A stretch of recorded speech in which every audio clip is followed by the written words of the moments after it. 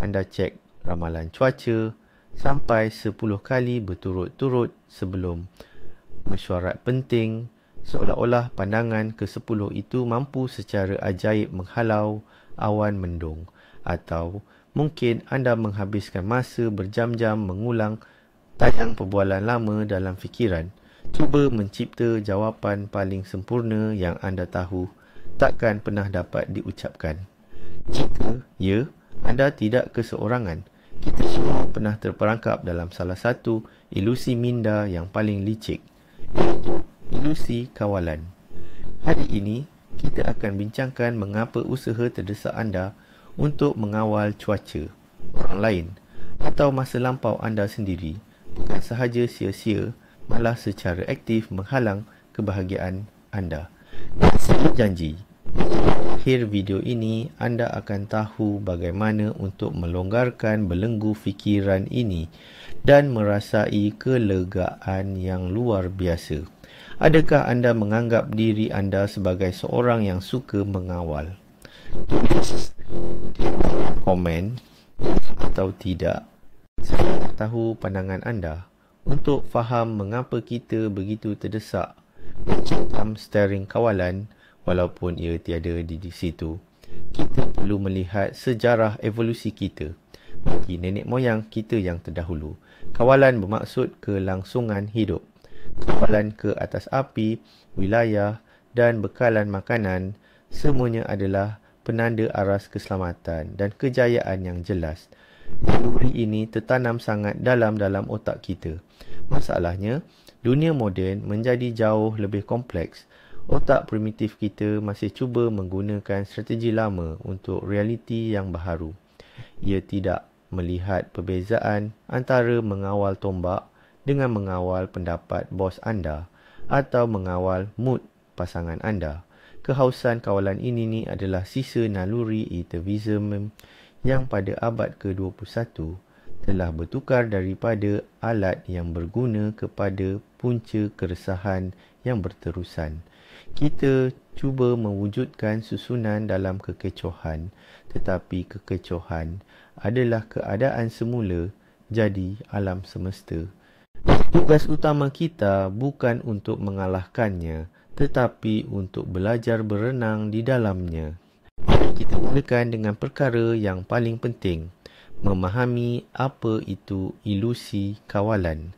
Ini adalah bias kognitif yang membuatkan kita percaya bahawa kita boleh mempengaruhi sesuatu kejadian, sedangkan hakikatnya perkara itu di luar kawalan kita. Ahli psikologi Alan Langer dan Judith Rodin telah menjalankan eksperimen klasik di sebuah rumah orang tua. 10 penghuni diberi pokok pasu dan diberitahu bahawa mereka bertanggungjawab sepenuhnya ke atasnya. Menjaga semuanya adalah tugas mereka. Kedua juga diberi pokok, tetapi diberitahu bahawa kaki tangan yang akan menjaganya. Setelah beberapa ketika, kumpulan pertama yang mendapat secebis rasa kawalan itu menjadi jauh lebih gembira, lebih aktif, lebih sihat. Ini membuktikan betapa pentingnya kawalan bagi kita. Namun, di sinilah tersembunyi perengkapnya. Kita memindahkan perasaan yang menyenangkan ini ke bidang-bidang yang sebenarnya ia tidak berfungsi. Bayangkan seorang penyokong bola sepak dengan jersey bertuah yang yakin bahawa pakaiannya mempengaruhi keputusan perlawanan. Dia merasai perasaan terlibat, perasaan mengawal, tetapi ini hanyalah ilusi. Dalam keadaan terbaik, ia tidak berbahaya, tetapi dalam keadaan terburuk, ia memaksa kita menghabiskan tenaga untuk ritual yang sia-sia, bukannya mengambil tindakan yang sebenar. Kunci untuk melepaskan diri daripada ilusi ini adalah dengan memahami perbezaan antara dua konsep, kawalan dan pengaruh. Ia bukanlah perkara yang sama dan kefahaman tentang perbezaan ini mampu mengubah hidup anda secara drastik. Kawalan bermaksud kuasa 100% ke atas hasil sesuatu. Anda boleh mengawal apa yang anda makan untuk sarapan atau buku apa yang anda akan mula baca. Pengaruh pula adalah keupayaan untuk memberi kesan kepada kebarangkalian sesuatu hasil, tetapi tanpa sebarang jaminan. Anda tidak boleh mengawal kesesakan lalu lintas. Itu adalah fakta yang tidak dapat diubah. Tetapi, anda boleh mempengaruhi masa ketiban anda dengan keluar rumah 30 minit lebih awal. Anda tidak boleh mengawal keputusan majikan semasa temu duga, tetapi anda boleh mempengaruhinya dengan membuat persediaan rapi, menjaga penampilan dan menjawab soalan dengan bijak. Seseorang yang terobsesi dengan kawalan akan marah-marah apabila tersekat dalam kesesakan dan mula menyalahkan seluruh dunia. Seseorang yang memahami perbezaan ini akan berfokus pada perkara yang berada dalam kuasanya, memasang siniar podcast yang bermanfaat atau menghubungi orang tersayang. Tugas anda adalah untuk mengalih fokus daripada usaha sia-sia untuk mengawal segala-galanya kepada usaha untuk meluaskan zon pengaruh anda. Ini adalah peralihan daripada menjadi mangsa keadaan kepada seorang pelaku yang aktif. Mari kita bincangkan 3 elemen gergasi yang tidak terkawal dalam kehidupan setiap manusia.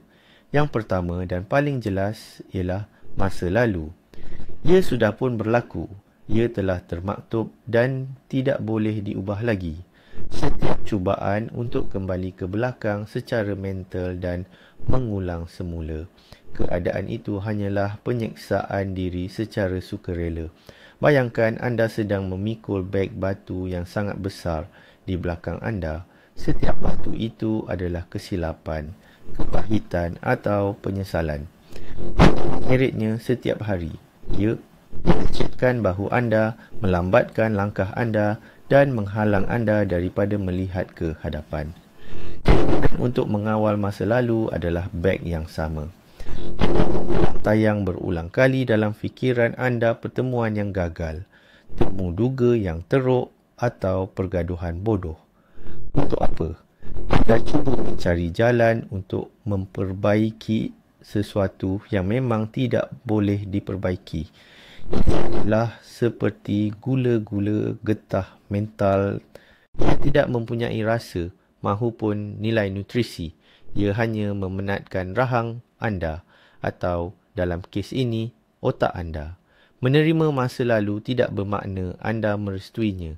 Ia bermaksud anda mengakui hakikat bahawa ia sudah berakhir dan anda tidak lagi boleh mempengaruhinya.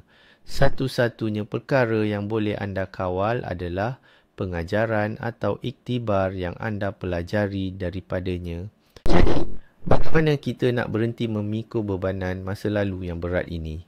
Sebenarnya, ada beberapa teknik khusus yang boleh membantu kita menerima dan melepaskannya.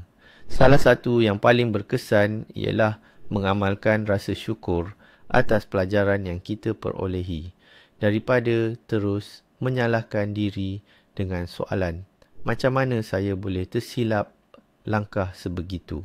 Tukar soalan anda. Tanya diri anda, apakah pengajaran yang saya dapat daripada situasi ini? Siapakah diri saya hari ini hasil pengalaman tersebut? Mungkin perpisahan yang menyakitkan mengajar anda untuk lebih memahami sempadan diri. Manakala dibuang kerja pula, mungkin telah mendorong anda mencari panggilan jiwa yang sebenar.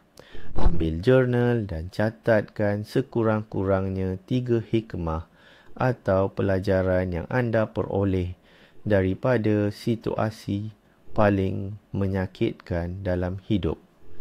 Kaedah lain adalah ritual perpisahan. Tulis surat kepada orang yang menyakiti anda atau kepada diri anda yang lalu. Luahkan segala-galanya, semua kesakitan dan kemarahan yang terbuku di hati. Kemudian, bakar surat itu.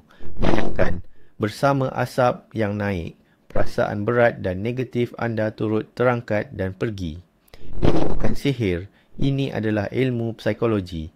anda sedang memberi isyarat jelas kepada otak bahawa kisah tersebut sudah selesai dan ditamatkan.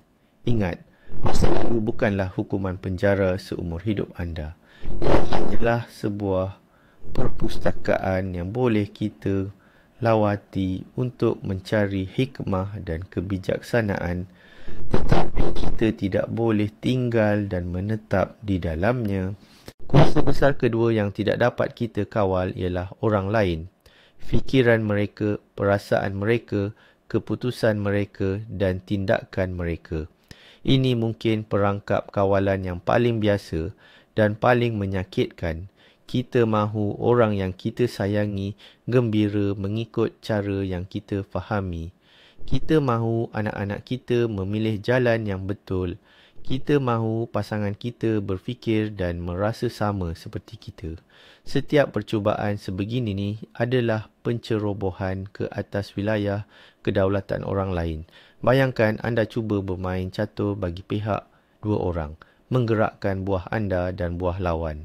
Anda bukan sahaja merampas kehendak bebas orang lain, tetapi juga menjerumuskan diri anda ke dalam kekecewaan yang amat besar apabila mereka tiba-tiba membuat langkah yang tidak anda jangka.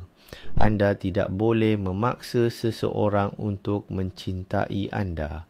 Anda tidak boleh memaksa seseorang untuk berubah.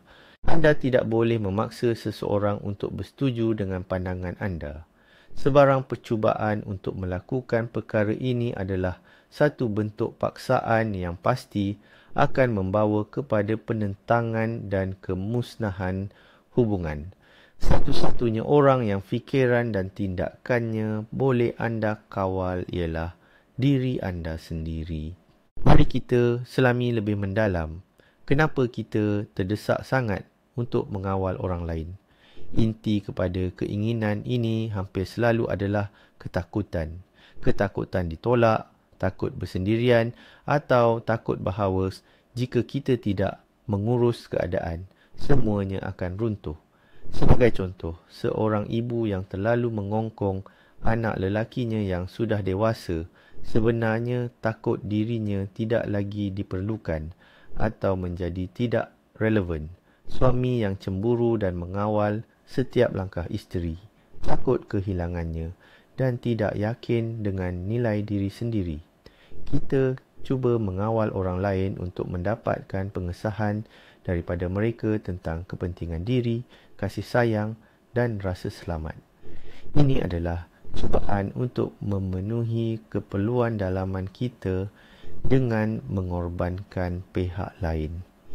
Apabila anda sedar diri anda ingin mengawal orang lain, berhenti sejenak dan tanya soalan ini pada diri sendiri. Ketakutan apa yang sedang saya cuba elak? Keperluan saya yang mana yang saya cuba penuhi? Dengan menyedari punca sebenar, anda boleh mencari cara yang lebih sihat untuk menangani ketakutan tanpa melanggar sempadan orang lain. Contohnya, daripada menuntut pasangan melaporkan setiap gerak-geri, kita boleh berterus terang dengan berkata, "Saya rasa tidak yakin dan saya perlukan sokongan awak." Apakah harga yang perlu dibayar apabila kita cuba mengawal orang lain? Harganya sangat besar dan yang paling utama, andalah yang menanggung beban ini. Pertama, ia akan membawa kepada kekecewaan dan rasa tidak puas hati yang berterusan. Manusia bukanlah robot. Mereka tidak akan bertindak mengikut skrip yang anda sediakan. Setiap kali tingkah laku mereka menyimpang daripada rancangan anda akan diselubungi kemarahan, sakit hati dan rasa tidak berdaya. Ini seperti cuba memaksa kucing berjalan di atas dua kaki belakang. Anda mungkin menghabiskan bertahun-tahun dan banyak tenaga, tetapi akhirnya anda hanya akan mendapat cakaran dan seekor haiwan yang keletihan. Kedua, ia akan merosakkan perhubungan anda. Tiada sesiapa yang suka menjadi boneka kawalan yang berterusan, nasihat yang tidak diminta dan kritikan hanya akan menimbulkan satu keinginan dalam diri orang lain untuk melarikan diri, menjauhkan diri dan mempertahankan sempadan peribadi mereka. Anda mungkin berfikir anda bertindak dengan niat yang terbaik, tetapi bagi orang lain, ini dilihat sebagai tidak percaya dan tidak menghormati. Ketiga, ia menghabiskan tenaga anda sendiri daripada menggunakan kekuatan anda untuk pembangunan diri dan mengejar kebahagiaan, dan membuangnya dalam perjuangan yang sia-sia untuk melawan kehendak orang lain. Ini adalah salah satu aktiviti yang paling memenatkan tenaga, paling tidak bermakna yang boleh anda lakukan. Jadi, perlu dilakukan selain daripada mengawal. Jawapannya mudah dan rumit pada masa yang sama. Anda perlu membina sempadan peribadi yang sihat. Sempadan bukanlah dinding yang mengasingkan anda. Sebaliknya, ia adalah peraturan yang memberitahu orang lain bagaimana mereka boleh berinteraksi dengan anda dan bagaimana yang tidak boleh. Daripada cuba mengubah tingkah laku orang lain, anda perlu fokus pada tindak balas anda terhadap tingkah laku tersebut. Contoh, ketika rakan anda sering lewat, cubaan mengawal ialah menelefonnya setiap 5 minit, memarahinya dan memberi syarahan. Ini tidak akan berhasil. Menetapkan sempadan pula bermaksud kata, saya sangat menghargai persahabatan kita, tetapi saya sukar untuk menunggu anda selama setengah jam. Mari kita buat persetujuan. Saya akan tunggu 15 minit. Selepas itu, saya akan meneruskan urusan saya sendiri. Anda tidak mengawal kelewatannya. Anda mengawal masa dan emosi anda sendiri. Anda memberi orang itu pilihan, sama ada menghormati sempadan anda atau berdepan dengan akibatnya. Tindakan ini memindahkan tanggungjawab atas perbuatannya kepada dirinya dan tanggungjawab atas kesejahteraan anda kepada diri anda sendiri. Ini adalah pendirian yang matang dan jujur yang mampu memelihara hubungan anda dan ketenangan jiwa anda. Sekarang, kita beralih kepada elemen utama ketiga yang tidak dapat kita kawal. Inilah masa hadapan dan seluruh dunia luaran yang luas. Ini termasuk segala-galanya. Cuaca, keadaan ekonomi negara, peristiwa politik, penyakit dan hal-hal kebetulan. Kebimbangan tentang masa hadapan adalah usaha otak kita untuk mengawal apa yang belum berlaku lagi. Kita membina puluhan senario negatif dalam fikiran, kononnya untuk bersedia menghadapi segala kemungkinan. Bagaimana jika saya kehilangan pekerjaan? Bagaimana jika saya jatuh sakit? Bagaimana jika krisis melanda? Kekecohan fikiran ini sebenarnya tiada kaitan langsung dengan perancangan sebenar. Perancangan adalah apabila anda menyimpan wang untuk masa kesusahan. Kebimbangan pula adalah apabila anda membayangkan masa kesusahan itu setiap hari dengan setiap butiran. Ia seperti menonton filem seram tanpa henti, di mana anda sendiri adalah watak utama. Kemahuan untuk mengawal masa hadapan adalah penolakan untuk hidup pada masa kini. Anda terlalu sibuk menghalang bencana yang hanya wujud dalam imajinasi, sehinggakan anda terlepas pandang kehidupan sebenar yang berlaku di sini dan saat ini.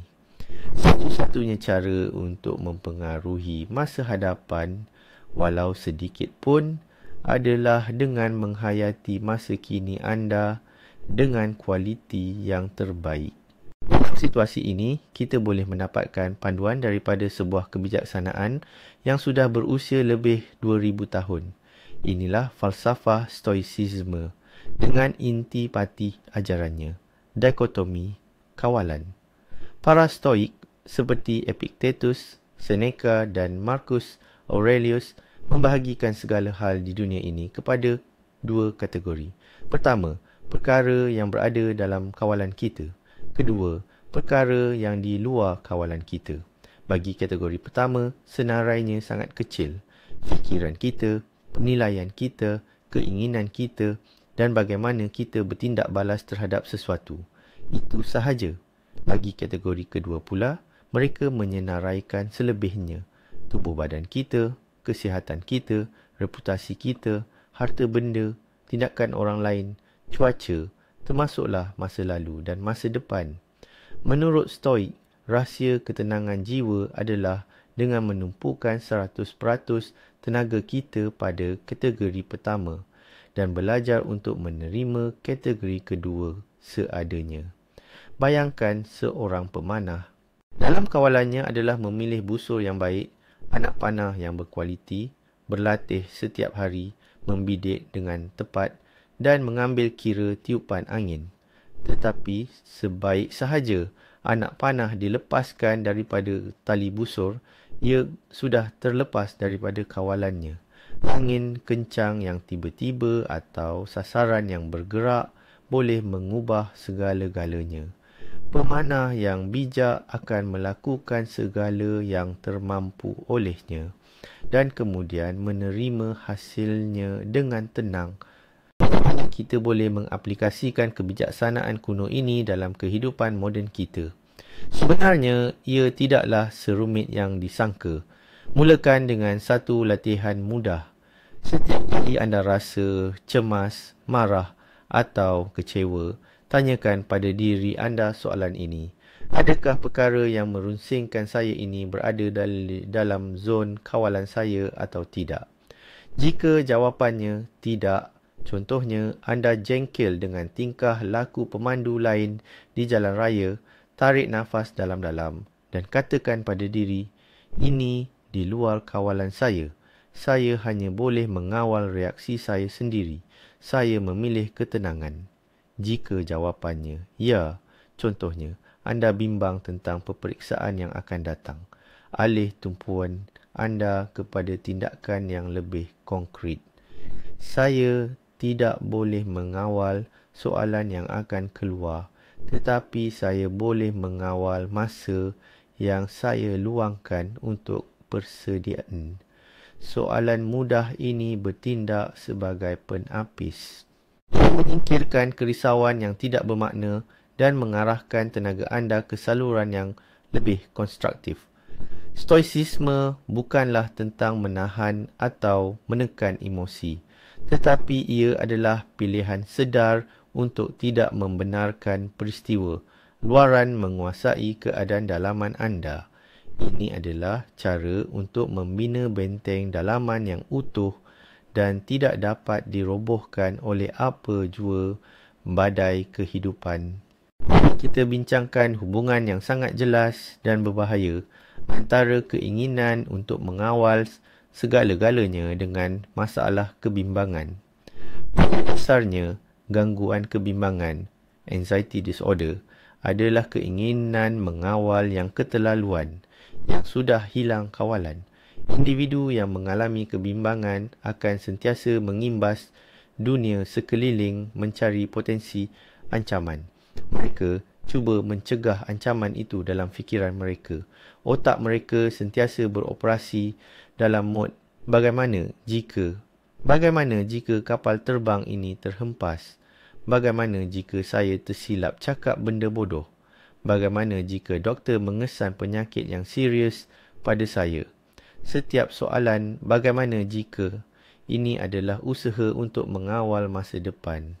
Ia adalah percubaan untuk melakonkan semua senario yang mungkin demi mencari jalan yang paling selamat.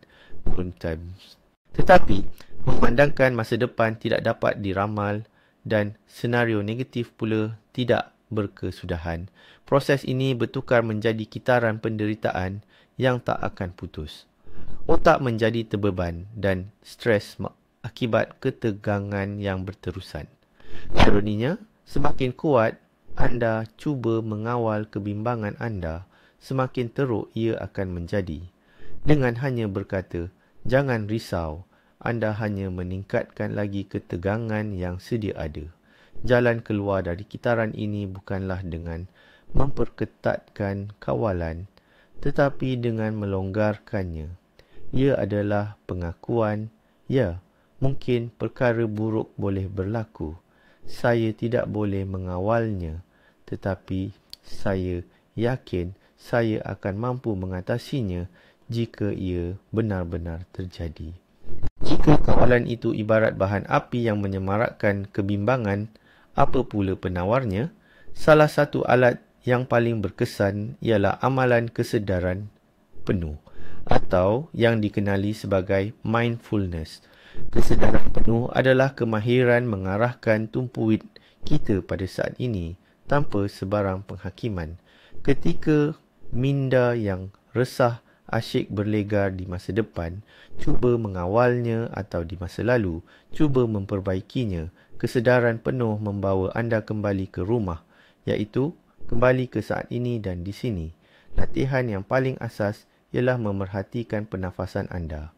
Duduk dengan selesa, pejamkan mata dan perhatikan sahaja bagaimana udara masuk melalui lubang hidung anda dan keluar semula. Jangan cuba mengawal nafas itu. Jangan cuba membuatnya lebih dalam atau lebih perlahan. Hanya perhatikan. Minda anda pasti akan terganggu. Itu perkara biasa. Setiap kali anda sedar bahawa tumpuan anda telah melayang jauh ke dalam fikiran, dengan lembut dan tanpa menghakimi diri, tarik semula perhatian anda kepada pernafasan. Amalan ringkas ini melatih otot tumpuan anda. Ia mengajar anda untuk kekal di saat ini. Satu-satunya saat di mana kebimbangan tentang masa depan tidak wujud kerana ia belum tiba. Dan penyesalan tentang masa lalu juga tiada kerana ia sudah pun berlalu. Inilah jalan terus menuju ketenangan dengan melepaskan kawalan. Mari kita bayangkan tenaga mental dan emosi anda seperti cas bateri telefon. Pagi-pagi, ia penuh 100%. Sekarang, fikirkan, ke mana anda habiskan cas ini sepanjang hari? Kebimbangan tentang apa yang difikirkan oleh rakan sekerja, kemarahan terhadap pemandu yang memotong laluan anda, rasa jengkel kerana hujan merosakkan rancangan, kerisauan tentang kesihatan orang tersayang, atau cuba meneka-neka mood bos anda. Setiap proses ini ibarat aplikasi yang berjalan di latar belakang, background, dan menghabiskan tenaga anda. Menjelang tengah hari, bateri anda tinggal 30% sahaja. Akhirnya, anda tiada lagi tenaga untuk perkara yang benar-benar penting, kerja, kreativiti, masa bersama keluarga, atau menjaga diri sendiri. Cuba mengawal perkara yang tidak boleh dikawal adalah cara paling tidak efektif untuk membuang tenaga hidup. Ini sama seperti cuba mendidihkan lautan dengan hanya menggunakan sekaki lilin. Apabila anda secara sedar berhenti melakukan tugas-tugas sia-sia ini, anda sebenarnya melepaskan sejumlah besar sumber resources dalam diri. Bateri anda tidak lagi kehabisan cas dengan sia-sia dan anda akan mempunyai tenaga yang diperlukan untuk menjalani kehidupan yang penuh dan bermakna. Baiklah, mungkin anda akan berkata, okey, saya akan berhenti mengawal. Tapi apa yang saya dapat sebagai balasan? Apa faedah besar melepaskan ini? Faedahnya jauh lebih banyak daripada apa yang anda bayangkan. Yang pertama dan paling utama ialah ketenangan batin. Apabila anda menerima hakikat bahawa anda tidak boleh menguruskan segala-galanya, sejumlah besar tekanan dan stres akan hilang dari hidup anda. Anda tidak lagi perlu bersusah payah melawan perkara yang sia-sia. Yang kedua, ia akan memperbaiki hubungan anda. Apabila anda berhenti cuba mengubah dan mengawal orang lain, anda mula menerima mereka seadanya. Ini membuka ruang untuk kepercayaan, rasa hormat dan keintiman yang sebenar. Ketiga ialah fleksibiliti dan kebolehsuaian. Hidup ini sentiasa memberikan kita kejutan dan perubahan yang tidak dijangka. Orang yang obses dengan kawalan akan mudah patah pada penyelewengan pertama daripada rancangan. Tetapi orang yang mengamalkan penerimaan adalah seperti buluh. Ia membongkok apabila ditiup angin, tetapi tidak akan patah. Yang keempat, kemunculan peluang baharu secara tiba-tiba. Apabila anda berhenti berpegang teguh pada satu-satunya senario anda yang kononnya betul, anda mula menyedari jalan dan pilihan lain yang sebelum ini langsung tidak anda lihat. Lepaskan kawalan itu indah, mengapa pula kita begitu gerun untuk melakukannya? Otak kita menganggap penyerahan kawalan sebagai kehilangan rasa selamat. Kita rasa kalau kita lepaskan tali kekang, kereta kuda kita akan terus menjunam ke dalam jurang. Kita takutkan huru-hara. Kita takutkan ketidakpastian. Kita percaya bahawa kawalan total kita adalah satu-satunya perkara yang menghalang dunia daripada runtuh. Ini sudah tentu hanyalah ilusi yang dijana oleh ego kita. Dunia sudah wujud dengan baik sebelum kita dan akan terus wujud selepas kita tiada. Ketakutan lain yang sering berlaku ialah ketakutan akan kegagalan atau kesilapan. Kita rasa jika kita mengawal setiap perkara dengan teliti, kita boleh mengelak daripada menemui kegagalan. Namun, itu mustahil. Kesilapan adalah bahagian yang tidak dapat dipisahkan daripada sebarang proses pembangunan. Dengan cuba mengelak kesilapan melalui kawalan yang melampau, kita hanya melumpuhkan diri sendiri dan menghilangkan peluang untuk belajar dan berkembang. Dan akhir sekali, kita takut untuk berhadapan dengan ketidakupayaan kita sendiri. Mengakui bahawa kita tidaklah maha kuasa, itu sangat mencabar dan menyakitkan bagi harga diri kita. Tetapi dalam pengakuan ini tersembunyi bukan kelemahan, sebaliknya kekuatan yang sangat besar, iaitu kekuatan untuk menerima realiti seadanya. Jadi, daripada kita menghabiskan tenaga pada perkara yang kita tak boleh kawal, marilah kita tumpukan perhatian pada apa yang betul-betul di bawah kuasa kita. Sinaran ini, walaupun ringkas, memiliki kekuatan yang luar biasa. Yang pertama, tindak balas anda. Sesuatu peristiwa itu sendiri adalah bersifat neutral. Hujan turun, itu fakta, tetapi tindak balas anda, sama ada anda kecewa dan batalkan aktiviti luar atau anda gembira dan mengambil peluang membaca buku di tepi jendela. Itu adalah pilihan anda. Yang kedua, usaha anda. Anda tidak boleh menjamin kemenangan dalam sesuatu pertandingan, tetapi anda boleh mengawal kuantiti dan kualiti latihan anda. Yang ketiga, nilai dan prinsip anda. Dalam apa jua keadaan, walaupun yang paling sukar, anda boleh mengawal pilihan anda, sama ada untuk bertindak jujur atau sebaliknya, sama ada untuk menunjukkan belas kasihan atau bersifat tidak peduli. Yang keempat, ke mana anda tumpukan perhatian. Anda boleh memilih untuk fokus pada perkara negatif, masalah dan kekurangan, atau anda boleh memilih untuk menumpukan perhatian pada peluang, rasa syukur dan keindahan dunia. Perhatian anda adalah sumber yang paling berharga. Ke mana anda mengarahkannya, ke situlah aliran kehidupan anda. Apabila anda berhenti cuba mengawal dunia luaran, anda menemui kuasa yang sejati, iaitu kuasa ke atas dunia dalaman anda. Dan inilah satu-satunya kuasa yang benar-benar penting. Ada satu latihan yang sangat jelas dan berguna, dikenali sebagai bulatan kawalan. Ia membantu kita untuk membayangkan dan membezakan aspek-aspek dalam hidup kita. Ambil sehelai kertas dan lukiskan satu bulatan kecil di tengah. Inilah yang dipanggil bulatan kawalan anda. Isikan di dalamnya semua perkara yang 100% di bawah kawalan anda.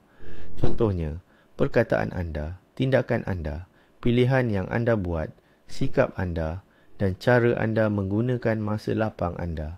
Di sekeliling bulatan pertama ini, lukis bulatan kedua yang lebih besar. Ini adalah bulatan pengaruh. Dalam bulatan ini, senaraikan perkara yang boleh anda pengaruhi tetapi tidak dapat anda kawal sepenuhnya. Sebagai contoh, hubungan anda dengan rakan-rakan, hasil kerja anda atau kesihatan fizikal anda. Walaupun anda boleh makan dengan sihat, anda tidak boleh menjamin anda bebas daripada penyakit. Semua lain yang tinggal pada kertas itu adalah bulatan kerisauan.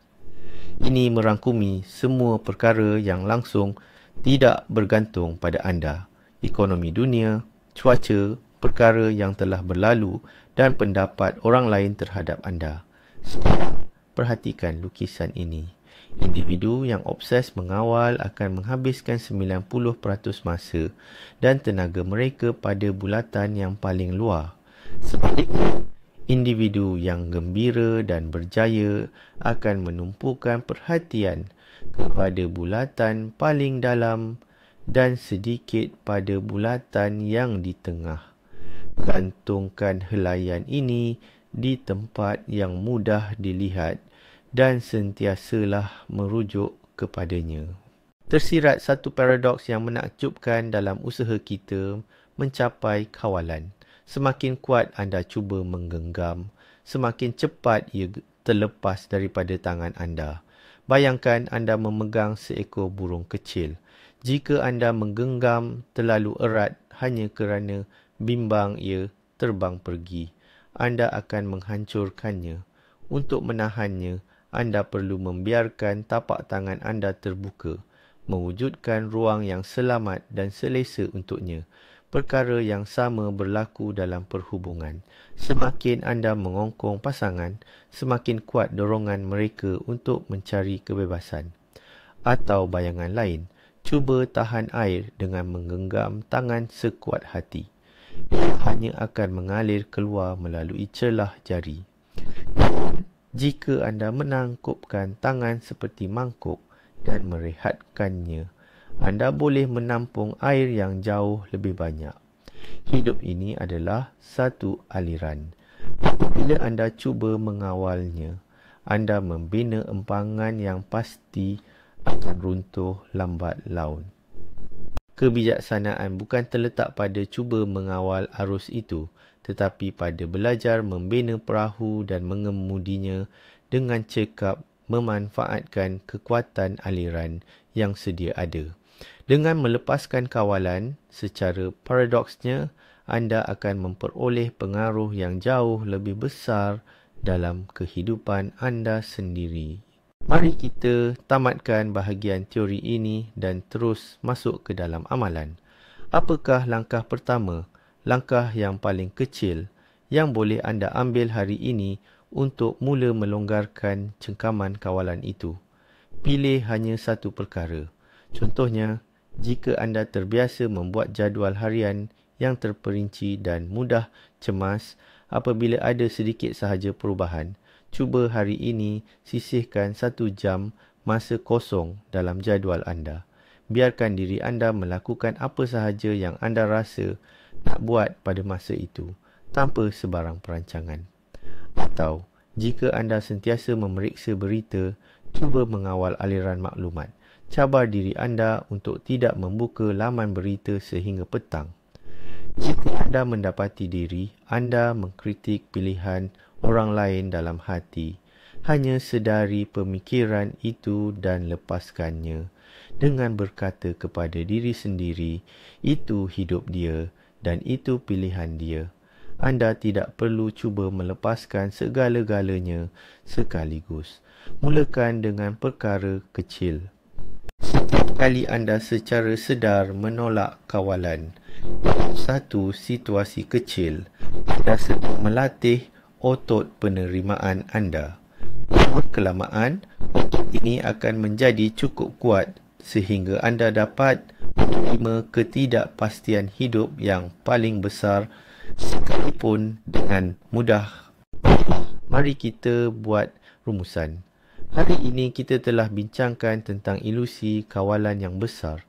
Ilusi ini memaksa kita menghabiskan tenaga yang sangat berharga hanya untuk cuba mengawal perkara yang sebenarnya di luar kuasa kita.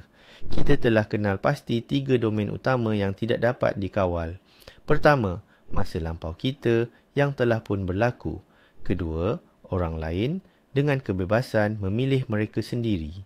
Dan ketiga, dunia luaran yang luas termasuk cuaca, ekonomi dan masa depan. Kita telah lihat apabila kita berkeras mahu mengawal, yang terjadi hanyalah kita menjana, kegelisahan, kekecewaan dan merosakkan hubungan. Tetapi pengajaran paling penting yang saya mahu anda bawa pulang ialah kesedaran tentang di mana letaknya kekuatan sejati anda. Kekuatan itu bukan pada dunia luar. Ia ada di dalam diri anda. Ia terletak pada pilihan anda, pada reaksi anda dan pada sikap anda. So, apabila anda berhenti melawan alam semesta, anda akan menemui kedamaian dengan diri sendiri. Inilah kebebasan yang sebenar. Terima kasih banyak kerana menonton video ini sehingga habis. Jika kandungan ini bermanfaat untuk anda, sila tinggalkan like dan jangan lupa subscribe ke saluran ini agar anda tidak terlepas episod baharu tentang psikologi dan pembangunan diri. Sekarang, soalan untuk anda. Apakah perkara yang paling kerap anda cuba kawal walaupun jauh di sudut hati? Anda tahu ia sia-sia? Kongsikan jawapan anda di ruangan komen. Mari kita bincangkan bersama